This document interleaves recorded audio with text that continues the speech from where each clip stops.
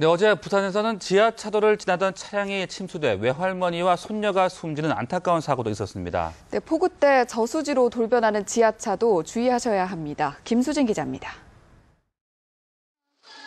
75살 외할머니와 15살 손녀는 차를 타고 지하도를 지나다 갑자기 물이 들어차 변을 당했습니다.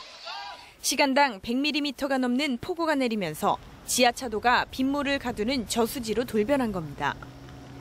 사고가 난 지하차도의 길이는 244m, 높이가 4.5m입니다. 인근 금정산에서 한꺼번에 쏟아져 내려온 빗물이 배수 용량을 넘어선 데다 일대 공사장 등에서 쓸려온 흙과 모래가 배수 시설을 고장내면서 빗물을 전혀 배출할 수 없는 지경이 됐습니다. 지하차도의 고인물은 수천 톤에 달할 것으로 보입니다.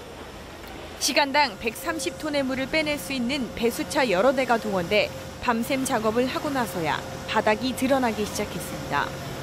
지하차도 대부분이 입구와 출구 쪽이 높고 가운데 지점이 낮아 물이 고이기 쉬운 구조로 이번처럼 한꺼번에 많은 물이 쏟아지면 사실상 속수무책. 따라서 폭우가 내리면 가능한 이용을 자제해야 합니다. 뉴스와이 김수진입니다. 이번 남부지방 물폭탄으로 인해 인명피해와 더불어 2,000대가량의 차량이 침수된 것으로 보입니다. 네, 비가 많이 오는 날 자동차 운전하실 때 조심하셔야겠습니다. 이 침수에 대비한 안전 운행 요령을 장동우 기자가 전해드립니다. 어제 오후 부산 기장군 장안읍의 침수 피해 현장. 수십 대의 차량이 기습폭우로 불어난 물로 옴짝달싹 못하고 서 있습니다. 장마와 태풍으로 폭우가 갑자기 쏟아질 경우 자동차 침수 피해가 언제든 발생할 수 있습니다. 특히 최근 몇 년간 기습적인 국지성 집중호우가 잦은 탓에 서울 강남을 비롯한 도심 한복판에서도 차량 침수 사고가 자주 발생합니다. 운전을 하다 갑자기 물이 불어 차가 침수되면 어떻게 해야 할까? 차로 침수 지역을 지나갈 수밖에 없는 경우 시속 10에서 20km로 서행 통과하라고 전문가들은 권고합니다.